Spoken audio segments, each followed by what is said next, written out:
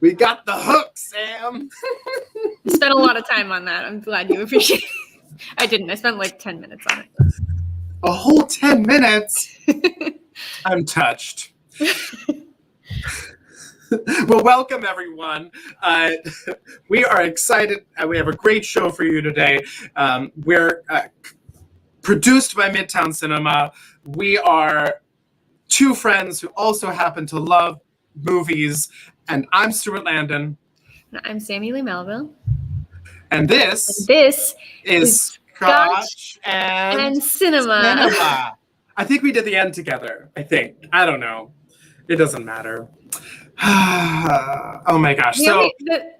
One day we'll do this together and then in the same room and we won't have this issue. That's true. That's fair. We've only had technology against us so far. Even though you're just like 10 meters away, not even probably. But there's like a 1 second delay on this video, so it's like it's impossible.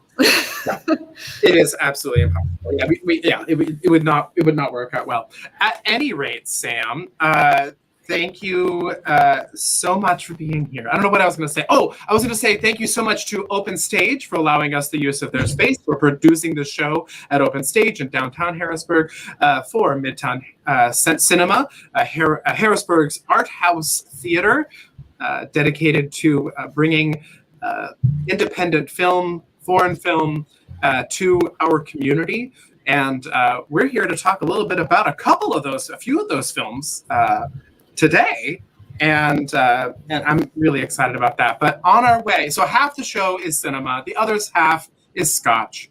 And Sammi, what do you have to drink today? I have a repeat, so I brought back the JUDAS. Ah, there it is. I like it. And I brought back the Doers, but not much of it. So it's a repeat day. It is a repeat day. Ooh, I opened mine already. It's a satisfying kind of sound. I think I poured a little bit more than a shot there. It's still only a finger. I think I poured way too more. Way too more? I haven't had a single sip yet. Way too much. That was what I was going for. Sam, you've been day drinking all day. Don't lie to the crowd. Oh my gosh. Okay, so we're going to jump right into this big show today. We got lots to cover because honestly, when we started doing the show, we realized, oh my gosh, we got to do a couple of movies per show sometimes. Talk about these movies. At least before the Oscars. And we want to talk about all the Best Picture winners, all the Best Picture nominees before we get to the Oscars on April 25th. More about that big day later. But we are going to get started with our first segment of the night, which I like to call Oscar Bait.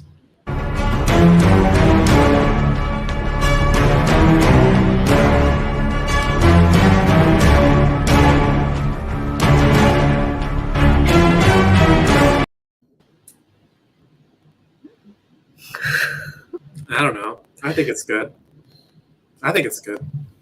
Yeah. I like it. One day it's going to actually say what it's supposed to say. Well, cheers with our Scotch. We forgot to do that beforehand. And cheers to my fantastic segment introduction, my title card, and the I have a water glass too. It's very plasticky sounding. But it's not. It's not plastic. It's not? Oh my gosh, no. This is definitely glass. This is I love these glasses here at Open Stage. They have these like bumps on the side. Yeah, like a disease even. All right. So if you're bored and you're sitting here drinking, you can just have a little entertainment. You can, in fact, absolutely. Not that you'd ever be bored at Open Stage. That's weird. I don't know. No, but you can buy your own versions of these, and then you can be bored at home. So here's my with this week we're going to talk a little bit about the animated feature film category. So Adam, go and show us the. There you go. So the animated feature films this year, the nominees are Onward, Over the Moon, a Shaun the Sheep movie, Farmageddon, Soul, and Wolfwalkers. What a list. Now, I've only seen a couple of these, I have to admit. And this is, but this is, I mean, always an exciting category. I think it's always really neat to see, this particular category lifting up these fantastic artists. But Sam, you've done a little digging, some sleuthing about what might happen this year. So from what I can tell, it's kind of between two of the contenders this year. So one of the contenders is Soul, so that's Disney Pixar, and the other contender is what is it? Wolfwalkers. Sorry, blanked out for a second. So both are incredibly done. But so here's the cool thing that I really liked about this. I was reading about these films. So the directors for wow, I can speak today. For Soul, we're all waiting. The directors for Soul, yes. So you have Pete Docter, and then the co-director is the writer as well. And my God, what? Anyway, so Kemp Powers is the co-director with Pete Docter for Soul, and Kemp Powers also wrote the film, and he also wrote One Night in Miami, both the play and the screenplay. So that's a cool fact. So he's everywhere in the Oscar lineup. Yeah, he really is. And they hired him specifically because they wanted to be like culturally authentic with the film. And he's a Black screenwriter, and so he was there. And they also had like an internal culture test with different Black employees and outside consultants, and making sure that it was as accurate as could be, and celebrating jazz musicians and accurate in that respect. So they put a lot of work into it, which I thought was very cool. But I guess at some point, so Kemp Powers was going to just be the screenwriter, and then he got promoted to co-director, which I think is really cool. It's just like, working your way up. And so, but that's gotten a lot of attention. Wolfwalkers the director is Tom Moore, who also did like Secret of Kells and Song of the Sea. And I guess this is like a trilogy of his, right? Yeah. I don't know if it's like story-wise a trilogy, but he's an Irish director, and it's like his third love song or love letter to Irish storytelling. Folklore. Yeah. So it's the only 2D nominee as well, which is really cool, because I feel like those are getting more and more rare. But Tom Moore is kind of, people sometimes call him like the Irish Miyazaki, just because of how beautiful his films are. And if you've seen either of the other two films that I just mentioned, like, they're gorgeous. And this one looks like I haven't actually seen this yet, but I really want to. It is just stunning looking. Absolutely. So in case you haven't heard about Soul, it explores the life of Joe Gardner, voiced by Jamie Foxx, a New York middle school band teacher who gets the ultimate gig playing piano at the top jazz club, only to fall into a manhole and journey to the Great Before, an ethereal pre-birth training center. There he encounters the rebellious 22, voiced by Tina Fey, but they form a bond and team up so that Gardner can return to Earth and complete his journey. So the cast is mostly a Black cast, and it also includes the voice work of a nice cast, including my favorite, Felicia Rashad, and my other favorite, Angela Bassett. So it's got some great peeps in it, voicing. I mean, honestly, it's just, it is, I thought it was just a wonderful movie. Then there was a lot of backlash to that film, right, Sam? I don't know if you were, and it's really interesting perspectives. So I think that as you show it to your children or as you watch it for yourself, make sure you check it out.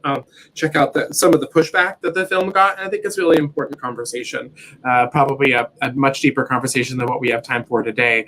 And then with Wolf Walkers, it centers on an 11-year-old female apprentice hunter forced to reevaluate her mission to wipe out the last remaining wolf pack in 17th century Ireland. So that is heavy stuff. My goodness, that both of them talk about like death and like genocide. Just like, God. It's like a common theme in animation. Death. Well, I guess it goes back to like Bambi's mom, right? So that there's always somebody dying. Land before time, everybody. Land before time. Oh my! Brokenhearted. Brokenhearted, absolutely. Well, I can't. You know what, Sam? You and I should absolutely make a date to see Wolf Walkers. We will make that happen because I want to see it too. And honestly, I'm actually unfamiliar with the rest of this that artist's work, that director's work. So we'll have a movie trilogy night. That's a long night, but sure. And the a big shout out also real quickly to Adam Porter, who is serving as our producer this evening. Really glad to have him on board. And shout out to anybody everybody in the chat room. Please feel free to make your own comments. We'd love to hear from you tonight. And if you haven't already, please subscribe to Midtown Cinema's YouTube channel. And of course, like us on Facebook if you haven't done that, depending on where you are right now. So at any rate, so we're going to scoot on to our next segment. We like to call this one, Give 'em the Fingers.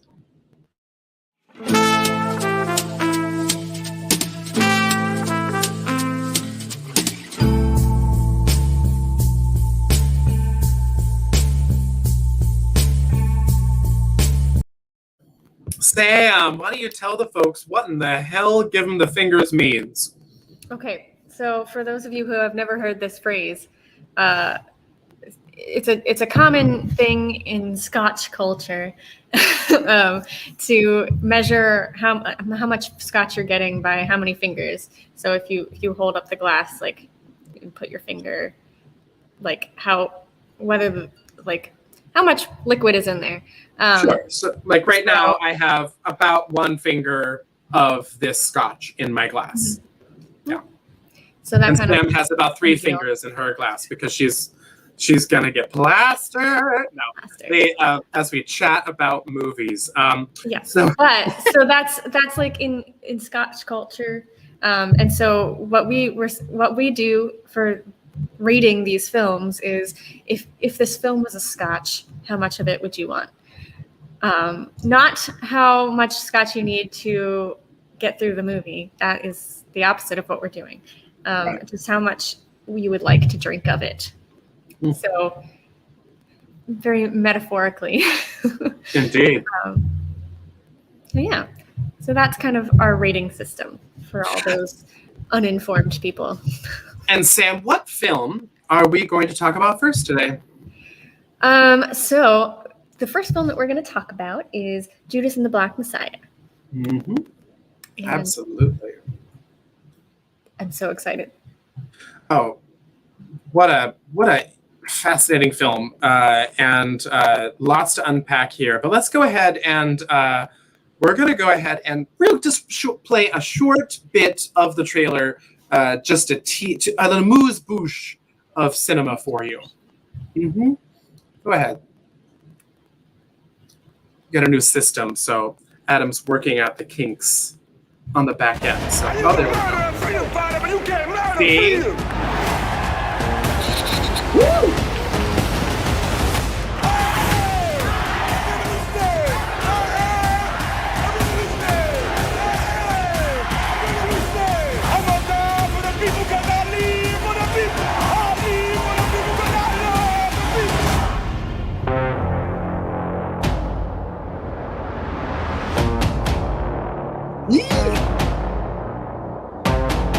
Not true. Not true at all. It was not only in theaters. At the time, it might have been only in theaters. I'm not sure what that was. But anyway, so this movie, Judas and the Black Messiah, is about Bill O'Neill, who infiltrates the Black Panther Party per FBI agent Mitchell and J. Edgar Hoover.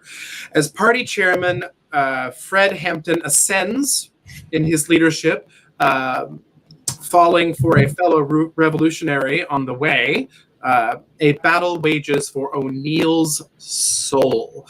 The director is Shaka King, and it was written by lots of people, including Will Burson, Shaka King, Kenneth Lucas, and Keith Lucas.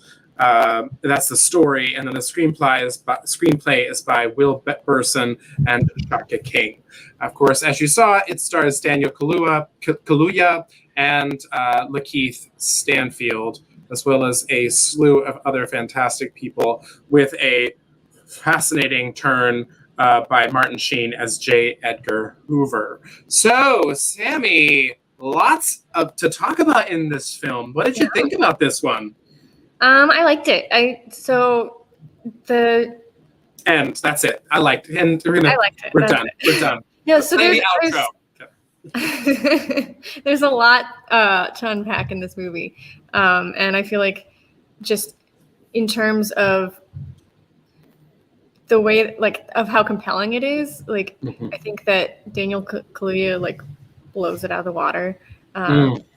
Lakeith Stanfield also did a really good job. I don't think that he had as much to go off of for his character, but so in one of the previous shows that we did, we were talking about how they were both nominated, but it was like they were nominated for what the reverse of what they were supposed to be nominated for. Like, Lakeith Stanfield was nominated for supporting instead of the leading actor, and then Daniel Kaluuya was the reverse of that. And I think that was because, like, they both did incredible jobs, but O'Neill's character is supposed to be the lead character, but he just doesn't have much to go off of. They definitely could have given him more to just, like, make him more empathetic, and make it, like, a little bit more, I don't know, like, attached to the character, which that's really my only complaint about the movie. Everything else about it was really good. Like, the performances are incredible, just the momentum of the film is incredible, and there's so many different twists, and not twists, I guess, but, like, different moments in that movie that really hit hard, and, like, I don't know, it's really well done. Yeah, so just to be clear, both Lakeith Stanfield and Daniel Kaluuya are nominated for Best Supporting Actor for the Academy Awards this year. So I thought that one of them was for leading actor. Never mind then.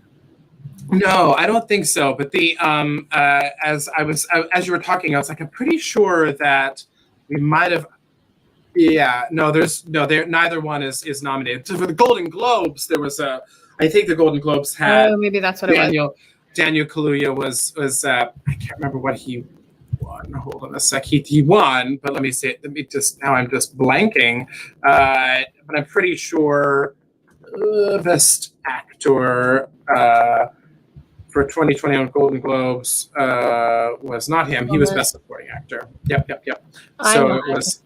No, that's okay. Best Actor in a movie. Well, then it's also silly that they both got. It's still silly that they both got nominated for supporting. Like, who then are they? Are they just supporting each other? Which would then mean that they're both leading. Like, I'm confused about that. Right. Yeah.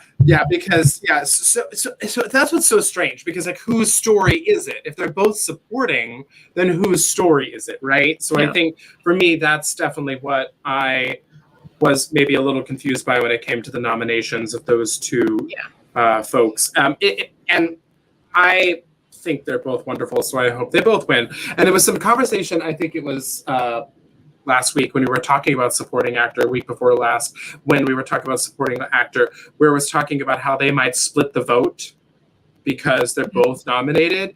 But Daniel Kaluuya is is a favorite to win right now. And I think Lakeith Stanfield was kind of slightly out of left field, a happy thing that he is nominated, but a little bit out of left field. So I think that's the way that. Well, and it's nothing against his performance, because he did an incredible job. It's just like there's not his character just needed something more, which is unfortunate for him. Well, I mean, I think what's interesting, is that he didn't have anybody to talk to and maybe this is the position the character is in. And you can see this comes from the IMDb synopsis, is that he basically at the beginning of the film is going to get some time, but they instead, the FBI convinces him to be an inside man at the Black Panthers, and to be an informant. And he is between a rock and a hard place, and he doesn't really have anybody to go to. He actually seems to really love all of his friends at the Black Panthers, but he is in fact a snitch, and he's telling the FBI everything that he knows, or most everything he knows. And but I think if he had been given another person to talk to that wasn't the FBI agent, then perhaps you could have seen a moment with that character where because it was talking about how it's a battle for his soul. I'm not sure I'm convinced that it really, I mean, maybe it is, but at the end of the day, I didn't get to see, I don't know. There needed to be a little bit more there that just wasn't there. Yeah, and and with Daniel Kaluuya, you obviously get he gets these highs and these lows, and he's talking, he's just he's giving huge speeches, he's talking to his lover, he's talking to there's just all these beautiful moments that he has. But the thing is that Lakeith Stanfield doesn't get those moments. Not really. You get to occasionally you see some stuff when he's talking to the FBI agent and stuff like that. But overall, I mean, I think he was. And he does insert emotion into as many moments as possible. Sure. Just to be clear. Okay, so as an actor who tends to be cast as these characters, things happen to him. He's a character that everything happens to, rather than. He doesn't have a lot of. I'll say he doesn't have agency. He does have agency in that he could have maybe made better choices, which is a whole point, which is part of the major theme of the film. Yet, it's kind of like at the end of the day, he doesn't get a choice because the filmmaker has made a choice. He doesn't get choices because the filmmaker has made a determination about this already, about what we are supposed to think. I think about that character. I also really enjoyed this film. I thought it was really cool. I thought it kind of sagged in the middle, frankly. I think it could have been trimmed up a little bit. But then there were also sections that I felt were fast forwarded. So I felt I think I won't say pacing was off. I'll say there was some editing things for me. And, but that was me. And I am no expert, but I know what I felt.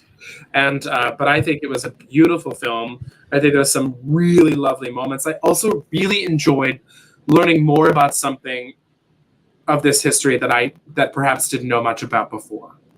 True. Yeah. And I thought that was pretty dang cool. Also just a really very connective movie for the era that we're in. So definitely hits home for just what's happening in the world. So another one is Dominique Fishback. I really enjoyed her performance as Deborah Johnson, and then she was just. She had some really cool moments on screen too. Also, this is kind of in tandem with her, but there were some really cool cinematography moves that happened to line up with her being in the shot sometimes. That there was just really cool cinematography. Right. And I'm not very good at pinpointing those moments unless they're very obvious, but. There were some cool shots in this film. Oh my gosh, absolutely. There was also I kind of wanted to. So the character of Mrs. Winters, who loses her son Jake in the film. Jake, played by L.G. Smith, and then which is also just oh yeah, but then Alicia Joy Powell plays Mrs. Winters, and I think honestly she's in one scene, right, Sam? One? I think she's as far as I know, she was just in the one scene and like stole that scene. Stole it away. No, Daniel Kaluuya was he knew what was happening. He was just like listening, but just what the character's job is. But like that mom, that character, Mrs. Winters, one of my favorite moments in the entire movie. Mm-hmm. That's a really cool scene. I wish that we had thought about that ahead of time and gotten like a clip of it, but we did not. Yeah. We think ahead. What are you talking about? I don't even know if that clip is available. Exactly, probably not. And then I think that I will say that I was a big fan of the women in this film in general. Dominique Thorne, Dominique Fishback, and like I said, the Alicia Joy Powell. I just thought there were just some really fierce, wonderful performances, heartbreaking performances by some of these folks, and but also Martin Sheen as J. Edgar Hoover is fucking frightening. Pardon me, frightening. He was like the worst of all humanity represented in this dude, which makes sense. That scene was just very uncomfortable, very uncomfortable, and it's supposed to be uncomfortable, so I get it, but like, ugh. No, it's the character of Roy Mitchell, FBI agent Roy Mitchell, played by Jesse Plemons, and they're sitting with one of his another coworker and also J. Edgar Hoover. J. Edgar Hoover breathing down his neck, asking him really inappropriate questions, racist questions, awful, uncomfortable things. So smart, though. The scene was smart. Oh, gross and smart. It's uncomfortable. But yeah, that was a really cool scene. Mitchell's character is also just like, so he's supposed to be like kind of teetering between kind of like a good and bad character. It's hard to peg him down, but to be fair, that's a lot of the movie. Yeah, like that's not just the maybe evil FBI, the white FBI agent. It's literally the film is about that. The idea of what is good and evil. What are the choices that we make every day, leading us to be. Are we making a better world? And I really think that I am so glad that those two gents are nominated, and I am so.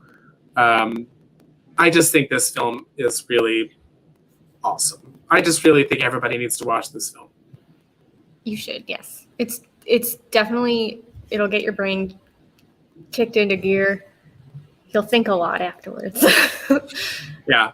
There's also I love those movies. I love when you get to think a lot. Oh my gosh, it's exactly the kind of film we like to show at Midtown Cinema. Like we really like to show films that afterwards you're like, oh my gosh, I'm going to think about this days afterwards. We actually had a group that rented out a theater the other day. I think it was for Minari, which we're doing private screenings for. And they afterwards were like, I'm going to be thinking about that film a lot for a long time. I said, good. That's exactly what we want. And I was too. So weeks after seeing Minari, I am absolutely still thinking about it. And like, what is this film? And we are the unofficial Alan S. Kim fan club, everyone, in case you didn't know. Thank you, Adam. If you would like to become a member, if you'd like to become a member of the Alan S. Kim fan club, the unofficial Alan S. Kim fan club, please send a self-addressed stamped envelope to Midtown Cinema, 250 Riley Street, Harrisburg, Pennsylvania, 17102. You will receive absolutely nothing, but you should send the self-addressed stamped envelope. Mm-hmm. Well, Sam will probably write you something out of pity. That's my theory. I'll say thank you, and I'll write you. I'll just draw a little picture of. We'll stick some popcorn in the envelope. Yeah. Seal it. We won't lick it. We'll send it on its way. Not these. You I'll use a damp sponge. I don't know why that made me so uncomfortable afterwards. I don't know, but I'm not. I don't want to talk about damp sponges anymore. See that? Okay, so that is like it's like the films that we play at Midtown Cinema are like damp sponges. No. In that they make you uncomfortable, but they aren't like damp sponges in that you'll want to continue talking about them afterwards. That's what I'm going with. I don't know if I'll ever turn back from that. All right. While we consider damp sponges and where they are or should be in our lives, let's go ahead and watch an awesome mega mix that this fine person created. Wait, we have to give fingers. No. Okay. I was so uncomfortable about the sponges. Okay. Sam, put the sponges out of your mind. I'm going to give it two fingers. 2 fingers. I don't know what I'm doing with my hands. You go. I'm going to give Judas I think I agree with you, Sam. I'll say 2 fingers. 2 fingers. We have a finger agreement. This evening, and with that, a coming together of the fingers. I don't know. Okay. I don't know. I'm just gonna. I think we just. I tried to go to commercial earlier with the damn palate cleanser. We need a palate cleanser. Adam, please roll the tape. Wait, you haven't seen him? Oh, he never came back here. Oh my God. The children are coming. For God's sake, what happened to her eye? Wow. Hey, are we at a funeral right now? Oh, wait, no. It's your bed.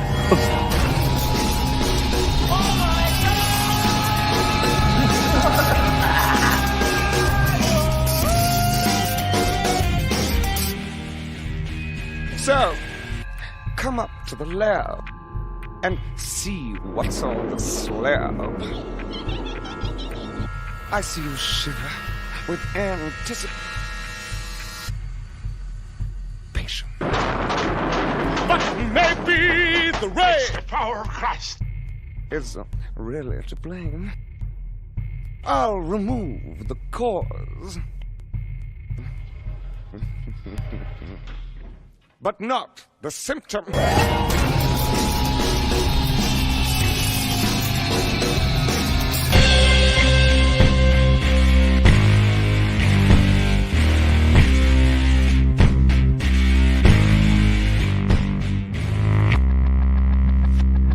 They're coming to get you, Barbara. I really love that mix that you made, that mashup. That's so delightful. I think that's my favorite. I'm Stuart Landon. That's Sammi Leigh Melville. This is Scotch Cinema, produced by Midtown Cinema in Harrisburg, Pennsylvania. Harrisburg, Pennsylvania's independent art house theater. We're coming to you live from Open Stage, partner of Midtown Cinemas. So we have a lot going on at the cinema, right, Sammi? Mm-hmm. A lot. Yeah, I mean, honestly, we joke about this, but like, there's been so many times when we're standing behind the counter, and somebody says, "Are you open?" And I understand what they're asking, but at that moment, when it's like they are actually about to see a movie, they're in the building, walking around. They're seeing a movie. They bought popcorn, and so it's like at that moment, it's like, yeah. Well, we are open. We're just doing what we can. I will say that what is exciting, we are announcing this evening officially that it is. We are going to be open for first run films, we hope, on the 16th. So we were aiming towards this Friday. It looks like we probably should push it to next Friday because we're replacing some chairs and getting new carpet in some rooms and stuff like that. And we still have new chairs, new comfy chairs. Honestly, it's just They actually have padding, guys. I'm so excited. they actually have that. We actually have a picture of the chairs, Adam. I think we do. The new chairs. They're higher backs, and they are really, really comfy. They are exactly. So Look how official they look. I mean, I was sitting in one not so long ago thinking, this is I really. can't do it. How do I point in this direction? You'll get used to it. So I am obsessed with the new chairs, and we're getting. So by the 16th, we're going to be open for first round films. We have a few things opening that weekend. We're going to be doing some of the Oscar shorts, which is really exciting. We're going to be doing, I believe that's the weekend we open Minari as well. And we're going to show as many of them as we can. We don't have a ton of time slots available, so it's just going to be a few. And of course, there's going to be limited seating, folks. So we absolutely suggest that tickets are purchased in advance on our website at midtowncinema.com. So please, they're not there right now. So know that they're going to be there. We're going to make an announcement. If you go to midtowncinema.com, you can sign up for email updates, which is going to be the best way for us to get in contact with you when we are open. When there we go. When we have first run films available for sale again. So please. Exactly. But we know that we're going to stick with our private screenings for the next few weeks, months, and we have them available at least until the end of May. So check out midtowncinema.com/rent. So you can choose a film that you can come with your disease cluster, with your group of 10 friends. Perhaps you're vaccinated. Perhaps this is the idea of like there are so many people coming into our theater since this past October that are so enjoying being at the movies again. Isn't it cool, Sam? I'm always so excited when people are excited to be there. Yeah, honestly. And it's most of the time. Actually, it's all of the time. I don't think I've ever had anybody walk in for a private screening and be like, I don't want to be here. It's never happened. There was a lady Saturday, I think they were there. It doesn't matter. They were dressed up for their movie, and she was like, "I am so excited. We drove an hour to be here." That was so cool. And we definitely have people that travel far and wide to see stuff at Midtown Cinema because we usually show stuff that nobody else is showing. Yeah, actually, an hour away is not uncommon for people to come to the cinema. No, not at all. But this was neat because this was a film that this group had probably seen a bazillion times, and but it didn't matter. She said, I think there was even another lady that said, Steve set this up, and he said, don't you care what movie we're going to watch or what movie we might watch? And she was like, nope, don't care. Gonna come no matter what. Like, people are so excited. There's also like a weird, like, in a good way, like a really cool energy when they come to the front door. Some people are like, they don't remember how to use their limbs or like be in a public space. Not that they're like bad about it. They're just, they're so excited. They're just like, looking around, especially those folks that are seeing the Midtown Cinema renovations. Actually, Adam, go and show the front of our building. We renovated, we reopened this past October. There it is. Look how pretty that is. That's all lit up, and we've got a pretty new building. There it is, all not lit up, but like that's gorgeous front of the building with our new M on the side of the building too. Our new M. We also have popcorn pop-ups that happen most Friday and Saturday evenings, so you can check that out. This weekend is a little different than most. I think they're a little later, but you can check out Facebook.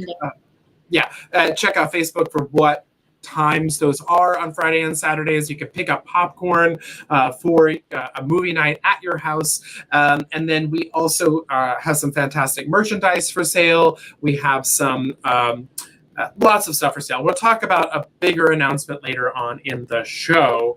No, it's Adam. Not yet. If you go there, you're gonna you're gonna know what we're gonna talk about. But we're gonna actually head to the Our second. website crashes. Yeah, you're right. So if only, what a great problem to have. So we're actually gonna go into another segment of Give 'Em the Fingers.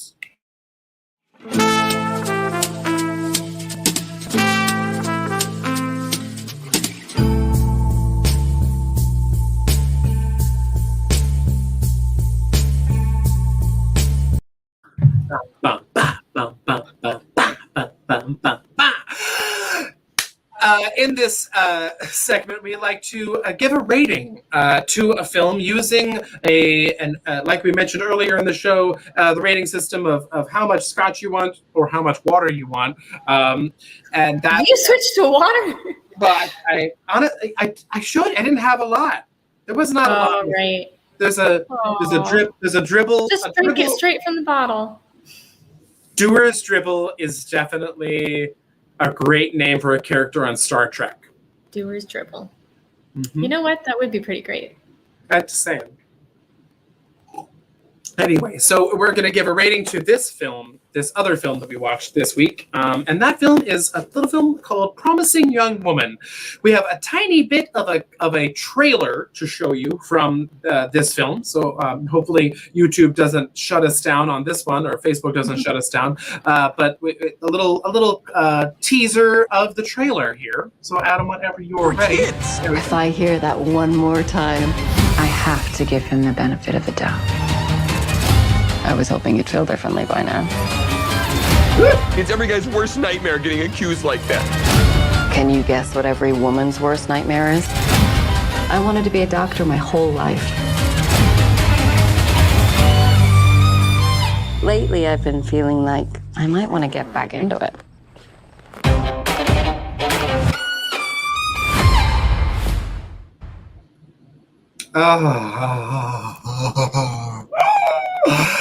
So this film also had a lot to unpack, Sam. We talked about Judas and the Black Messiah earlier.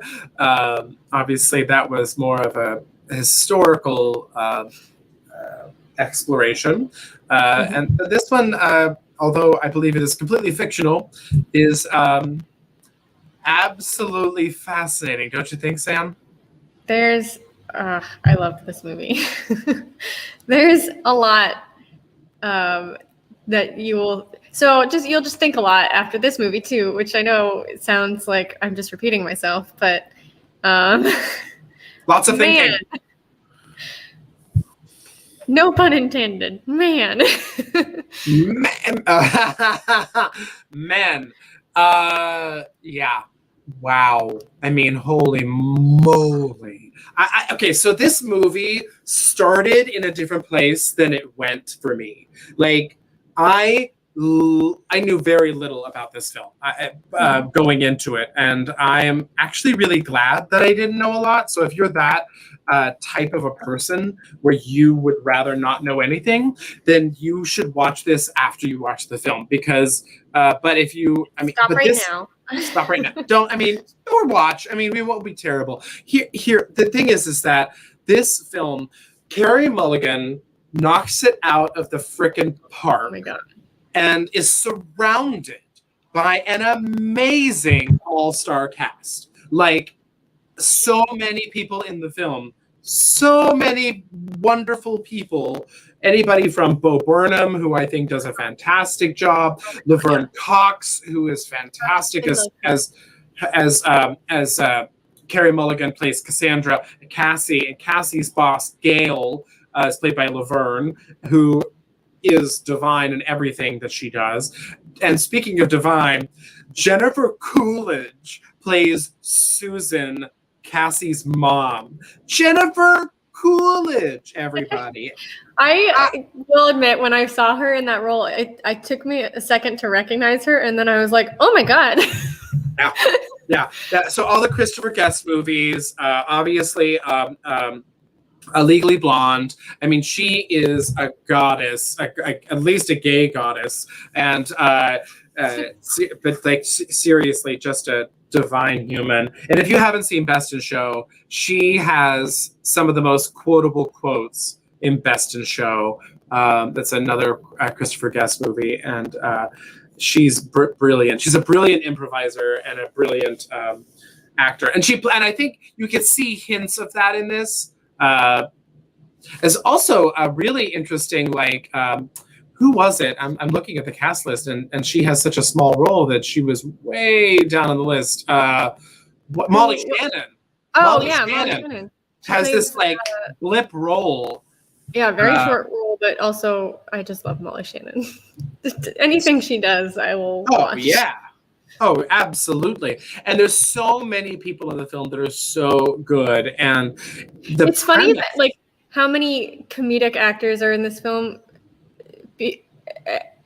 Not that it isn't fun. There's so much humor in the film, but it's like very dark and also very serious. Mm-hmm. But there's so many comedic actors, and it just plays so well. It's so good. Oh yeah, and this film, I think it's fascinating that Emerald Fennell, who directed and wrote this film, is actually mostly known for acting. You might know her. You might know her from The Crown, where she plays Camilla, and in this past season of The Crown, and she was also called The Midwife. And she was also in this film. She was in this film for a very brief time. She was in a YouTube video that Cassandra watches. It's pretty good. It's pretty good. So I just think that the premise of this film is so. So should we explain a little bit about what the film is about? I guess that would probably be helpful. Absolutely. Well, I'll go ahead and start with the IMDb synopsis, which is a young woman traumatized by a tragic event in her past seeks out revenge against those who crossed her path. And without giving away too much, that's a pretty concise way of saying it. Sure. I think that it is such a smart revenge film. It really is. Revenge story. Yeah, I think that counts. Wow. Yeah, it's a thinker. Like Sam said earlier, you're gonna think about this film a lot for a very long time afterwards. I mean, I feel like you know from the trailer basically that, or do you? I'm trying to think of what it actually tells you in the trailer. But I know from before I watched the movie, I had only seen the trailer, and I knew at least that like what she would go to these bars and like convince these guys that she was drunk even though she wasn't, and then she would like wait for them to be assholes basically. Or more than assholes in a lot of the circumstances, and then like tell them off and like freak them out and be like, hey, I'm sober and you're an awful human being. And so just knowing that, like, it's very interesting. I feel like, and this is also, again, this film is very prevalent for the times. I feel like it plays a really fine line of like, yes, the guys that she keeps on running into are assholes, but it also like 100% addresses like the system instead of just the people, which I mean, it's kind of both actually. Actually, I would say that she spends more time, even though you see a lot of men that she interacts with. Obviously, she spends the most time with the Bo Burnham character, but when it comes to her vengeance time, you see more time. The scenes are longer with a friend that she was friends with a long time ago. That was Madison, played by Alison Brie. But then even more interesting is not more interesting, but just as relevant is the Connie Britton character. She is a dean of Cassie's former law school. So, Adam, go ahead and play the little clip, just teeny tiny clip of of the scene that she has with Connie Britton. We're making our clips He was shorter. covered Everybody. in bruises the next day. Handprints, I guess you could say. Was it reported? Yes. Do you know who Nina spoke to? You. Such a small clip. Teeny tiny clip, but it was. So I think when you said the systemic issues, the idea of that, even though men are the issue in general, or that toxic masculinity is, or that rape culture is, or that boys club boys will be boys mentality is, that there are women caught in that system, in that web of lies, and this woman Connie Britton plays in one scene is brilliantly the scene. She's caught. She's very much caught. And because she's a bureaucrat, because she's in academia, because she's a politician at heart, because of, it's a lot to, I mean, it's good that they put it all into the film, but it's also like, it kind of pummels you while you're watching it and you're like, oh my God. But it's important, and I'm glad that it's like they did a very good job of touching on all the different tent poles, I guess.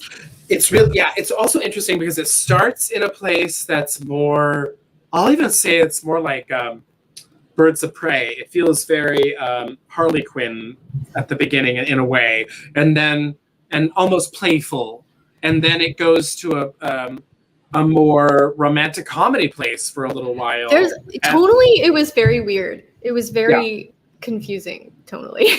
But I think it was done on purpose. I mean, I think that you're similarly to the previous film we talked about, I think that you're on a journey with the character, so stylistically the film changes to, I'll say, not manipulate you, but to bring you on that journey, if that. Oh no, for sure. Like I remember there, like halfway through, there was a point where I was like, "What is this real? Is this actually happening in the film right now? Like what's going on?" Because there's just like some moments where, the tone shifts and you're like, "Wait, what?" Yeah. I don't want to describe it any more than that because I don't want to give away too much. But like, this is also a film that's very hard to talk about without giving away things. I'm sorry. I think we're doing a good job. I don't think we need to apologize. So the but this is unlike Minari or unlike Mank, where you have a consistent tone throughout the entire film, and that I think, and that the film itself feels very much like this piece of art hanging on the wall, not in a way that's dusty, but in a way that is just different than this. This seems very active and engaging. And I'll say both films we talked about today were kind of like that, where it's just like during the film, you wrote just like, oh, okay. I mean, it doesn't have to be a Sixth Sense, surprise, to do that. But there are some things that are pretty close to that in this film. In Promising a Young Woman. Yeah. I feel like the music in this film basically it controlled you. Like the way that they used the music to, or just like, it's you. I mean, music will sweep you away, but this film in particular, like the music that was chosen definitely directed the mood and completely changed scenes that, I don't know, it was really cool the way they used music. Right. When you see characters joyously bopping about to a Paris Hilton song that you never liked before or knew existed perhaps, and then during the film you're like, wonderful, I feel so happy and joyous because they're happy and joyous. Yeah. I should have predicted that the rug was... That was the part that I was like, wait, is this real? And it was real in that moment for those characters. Anyway, folks, before we ruin it, Sam, how many fingers for this film? I want to say, so the whole tonal shifting thing threw me off a little bit. Okay. and I get that it was intentional, but I feel like I'm gonna give it a 2. Yeah, I'm gonna give it a 2. 2 fingers. That's her final decision, everybody. 2 fingers from Sam Melville. So I want to say I really enjoyed the movie, but because of there were just like little, it was like little things that didn't make it the best movie in the world for me, but I still really enjoyed it, and we'll probably think about it for years. That's it. Absolutely. And I am of a similar mindset, Sam, but I will say that I'm going to give it, although I don't know if this is an official thing, I'm going to say 2.5 fingers. So yeah, I've given 2.5 before too. So. I know. So I think I'm going to say 2.5 because I did want more of it. I really enjoyed it. I savored it. I enjoyed it. But I just want you to know though that 2.5 fingers is not like 2 fingers and then like half this way. It's half this way. So you're going to have to like cut your finger in half that way. Just like split it down the middle. Well, with that, we're gonna go to the last segment of the night. We like to call it our red carpet update.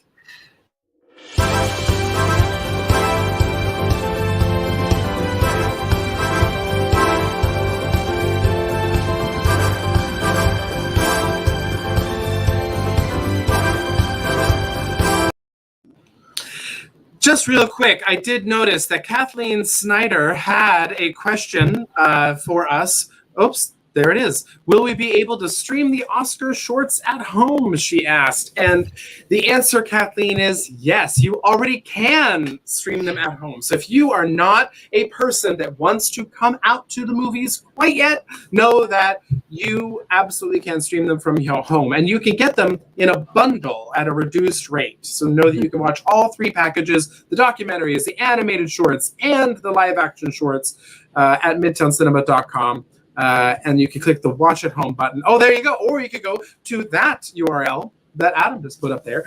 Just and it is, if you tried to watch last week, there was a little bit of an issue with the website, but it's fixed now. So if you had tried and figure it out. It was an issue until and there was an issue until 2 p.m. and then we fixed it. So on last Friday, the 2nd, when last Friday when it opened. So know that you can watch the Oscar shorts. You could also rent a theater for the Oscar shorts starting this weekend, I believe, or that's for a private screening. Or you could also come to one of our public screenings starting the 16th, which is really, really exciting. Last but certainly not least, part of this red carpet update, I wanted to let y'all know that we have put our red carpet evening on sale. It's gone virtual this year, and Sam and Adam and I are really looking forward to it. A virtual red carpet evening, everybody. It's going to look just like that. And so you're going to get lots of things as part of this package. First of all, you're going to get an invitation to our virtual party, which is going to be on YouTube and Facebook. We're going to send you that link. And then with that, you're going to get a whole bunch of delicious stuff. So Adam, go and show them that the bag. There it is. Check that bag out. Look how pretty that is, Sam. It's so pretty. Right? So you get a couple of boxes of candy. You'll get that beautiful Midtown Cinema tote. You're going to get, in that box is a beautiful charcuterie spread. There it is, from Plum Box, which is a wonderful local caterer. And Sam and Adam ate most of it before I was able to get to it. You also are going... The grapes. The grapes were so good. Now you're gonna the best grapes I've ever had. I'm not even kidding you. Like you don't know grapes until you had those grapes. And they ate them all, folks, before I was able to. Anyway, so please go to midtowncinema.com/shop, and you'll be able to join us on April 25th. The pre-show will start at 7, and then, of course, we'll wrap everything up before the 8 p.m. Oscars begin. Within the bag, you should also know that you're going to get a crowler of 0-day ginger beer, a that's going to go along with a recipe we're going to include, and maybe some other definitely some other ingredients that we're going to include in there, so that you can make a Midtown Mule yourself. You'll have to get the vodka yourself, or you could do it with rum, or maybe even whiskey. Actually, with whiskey, it would be delicious. Actually, definitely do it with whiskey. Yeah, it actually could be Scotch, bourbon, or Kentucky whiskey. I mean, it would be delicious with literally any kind of whiskey. And it's going to be in this wonderful enamel cup that we have. Oh, there it is. So, we forgot to bring ours, but there it is. We were going to drink from them tonight, and then we forgot. We definitely forgot. So please go to midtowncinema.com/shop and purchase a ticket to the virtual red carpet evening. Sam, it's been a pleasure again. It has been a pleasure. Until next time, more movies, more magic, hopefully more scotch, because I drank all of mine. Raise a glass and kick some ass.